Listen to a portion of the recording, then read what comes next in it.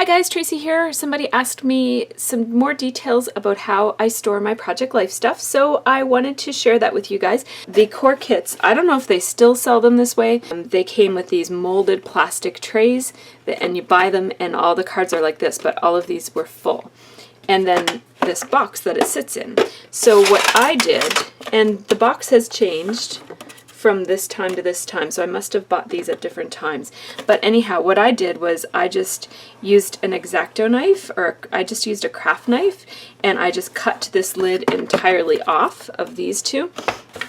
And with these ones, I actually didn't cut it there because these ones were different and they had like a flippy box with magnetic closures on it, like there are magnets right here and here, and so it would kind of like open up like this and lay flat like this. So I just cut it off right there, and that's how I have my display tray. So that's how I store them, is just in these Becky Higgins trays that they come in. I just stand them all up instead of having them lie flat, and I have them organized here so that each of these molded plastic trays come with one 4x6 and 4 3x4 slots. And so, of course, you don't get as many 4x6 cards in a core kit as you get 3x4 cards. So I've put all of my 3x4 cards in one and all of my 4x6 cards in one. And all of these grid cards that I have in 4x6, I just stand them on their edge like this. And then they still fit in the cabinet where I keep it. And then these are just little special die cut ones that I don't want to lose. And so I just stick those in there because I've got no other place to put them. So that's how I store them. Hi guys, I'm just back to show you that these two trays are actually exactly the same. I'm in the process of editing this video and realized that I didn't quite explain it well. So this tray has one 4x6 and 4 3x4. So I keep my 4x6 cards stored like this in this one with my extras right here like I just showed you. But then for this one, it's actually the exact same tray. I have it oriented differently so that the 4x6 tray is back there, and I just have put 2 stacks of the 3x4 cards in that one tray because it fits that way. And I just moved it so that that one was the back, because I don't use these cards as much as I use these cards. So I want the stability of having the molded plastic to hold these ones up, because these are the ones that I'm usually browsing through as I'm picking my cards. So I hope that that clarifies a little bit the boxes that I keep my cards in. So that's how I store them. And then what I did was I divided them all into color. And this took me a good part of an afternoon. I was actually sick one day, so I brought them all up to my bed, and I decided to sort my core kits while I was not able to do anything else. It just kind of, I took all the 4x6 and sorted them into color, and then I took all the 3x4 and sorted them into color, and so I had them all organized. And so I sorted them all by color and made little piles of the cards, and then I took a grid card. I buy lots of these grid cards. I have several packages of them. These are just the Becky Higgins grid cards, and I stocked up. I do have some Studio Calico grid cards here too, which I like even more. But I didn't use those for this because I have less of them, so I didn't want to waste them. So what I did was I took a grid card for each color and put it on top of the color, and then I took my Stampin' Up! Rounded tab punch, which is my very favorite organizing punch. It's this, of all my punches, this one has probably been the most used, but I never use it on scrapbooks, or I sometimes use it on Project Life, but I rarely use it in actual crafting. I usually use it for organizing projects. So I just punched, I went to my scraps and I got a scrap out of each color that I had a pile for, and punched a tab for each one. I actually punched 2 tabs for each color because I knew that I had a 4x6 pile and a 3x4 pile for each color group. And then I just stuck the cards in as dividers. And I didn't bother labeling them because the color serves as the label, so I don't really feel the need to write on every single card. The only ones that I wrote on, and then for the multicolored ones, I just took a piece of multicolored paper and put that on there. So these are my multicolored ones. And this is a combination of core kits I have. So I have clementine, honey, jade. Apparently I have amber as well in here. And then I also have some leftover cards from Studio Calico, Project Life kit that I belonged to way back in the day, and some Scraptastic cards that I belonged to a while ago. So I'm going to zoom in so that you can see my cards. I know you're just going to see them from above, but still this will give you a little sense of what I have. And okay, so the other question that people have is, how did I sort them? So I sorted them by dominant color, and what I did was, when I had a bunch of, I'm going to take a set of unsorted cards, like these amber ones as an example. So when you have a Project Life core kit, you end up with a whole bunch of each pattern, like this, and this is a half of a core kit, so I'm guessing that I had twice as much of each of these patterns, and then they also have a different design on the back of each of these. So what I did was I would sort it into card type first of all. So I would take these and these and these, for example, and I'd take a whole bunch at once, and so I would take a look at them, and then I'd look at the front. I'd look at the front and I'd look at the back. And if I hated the back and knew that I would probably never ever use it, which only rarely happened because they're at least usable. But there were a few times that I was just like, ugh, I hate that, I'll never use it. So then I just ignore the back. But if I like the back, then I divide it approximately in half. And like for this one, I actually like the back more than this, so I'm going to take more than half and turn it upside down. And then for this, I like the front more than the back, so I'm going to keep more of this and fewer of that. So that way I have some of each represented, and then I sort. And so this one, because there's really no dominant color, I would put this in under multicolors.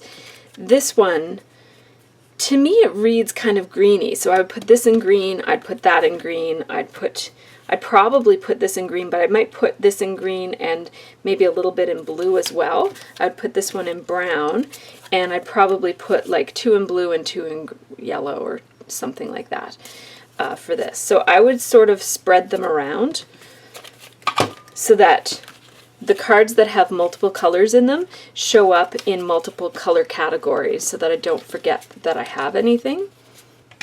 And then I took my punch and made my dividers. So this is what I end up having in my pink category. Looks like this, and then I have a red category, and you'll see how this red card has blue on it too. This card, some of these would be here and some of them would be in my blue category. And then orange, and remember it's orange dominant, and here are some of those amber cards. And then I did buy a couple of packages of the Becky Higgins cardstock. I don't know if they still sell the cardstock to match the kits, but it's Basil Basics cardstock that's cut into 3x4, and they used to sell one for each collection. And so I have the Clementine box. I just kept the box because it was such a convenient size that I thought if I ever want to bring a couple cards with me someplace, I'll keep that. And also it holds the space in my tray so that these cards don't flop around quite so much.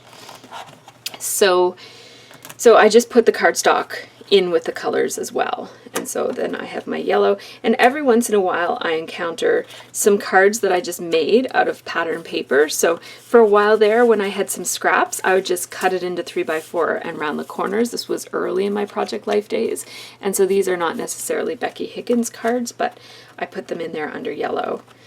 And then my green,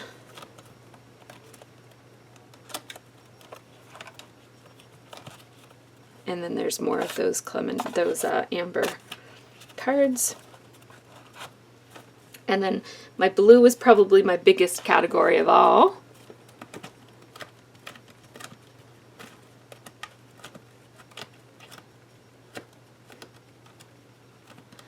And then purple, there's no purple. I made the divider because I had purple in the 4x6, and I just wanted to make sure that I had a spot to put purple if I ever get a purple card. And then this is multicolored right here. I'm going to move this over so you can see. These are free printables that I got from somebody's website. So anything that is truly multicolor, I put in here. That's not really multicolor. I'm not sure how that got in there. These are scraps by the look of it. These have cuts out of them. And then I do have the Seasons mini kit. I don't know what that's called, like a mini theme, or I forget what they call that, but I have the Seasons Becky Higgins cards, and so I just threw, this was a Scraptastic one, but it is season specific, so I put it in there because it has the month of June on it. So it goes through the seasons like summer, fall, winter, spring. And then these are specialty cards. So these are cards with a certain theme that I don't want to get lost. So like family game night, for example, I don't want to put this under orange, because if I scrapbook family game night and I know I have a family game night card, I'm probably not going to remember that it's filed under orange, even though the wording on it is orange. So I just put it under specialty. That's also where I put any cards like these that are sort of like interview cards, like I couldn't do without, my top priorities lately, 10 things I love about you, quote of the week. And these are like little sets of cards that sort of go together. These are from Studio Calico, these particular ones. And so if I ever do a day in the life or a week in the life type of a project, I will want these because they all go together and look quite nice. These are more Studio Calico cards here. See how they all match and look quite nice together? So I want to keep those together and not sort them by color necessarily. And then I have these weather cards right here. And then I have some top five things I love about you, and that sort of thing, and just some, like I said, interview cards. So this is a whole set of interview cards, and I don't even know where I got these from, but they're on really beautiful textured cardstock, and they're very nice. And so if I ever do a detailed project that captures our daily life, this was something that I would probably use. And then I have map cards right here. These are all from Studio Calico, I think. Ellie's Studio tabbed cards. Then I have my black and white cards right here. Mostly black and white. Some of them are pretty warm shades of gray, like this. Oh, I guess that's not really all that warm, but it's kind of like black and white, and like this is kind of like a grayish. And then here I have more of browns and tans and creams and stuff. Right there. And then my grid cards are right here. And I keep them all together. And then I just have a couple of, they're not quite the right shape, but just some other little cards, miscellaneous cards that I might use, some post-it notes, and these Smash Book things. I don't know if you can still buy these, but they're not quite the right size, but they do fit in a 4x6 pocket. And these things are really just here to hold space so that this doesn't flop around quite so much. If I had another box, I would use that instead.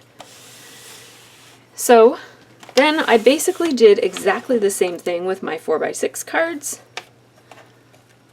So I go pink, red, and see how this is really not mostly red at all, but I still filed it under red. There's probably another one of these in blue. And the same thing with this, like this is equally red and blue, so I put it in both places.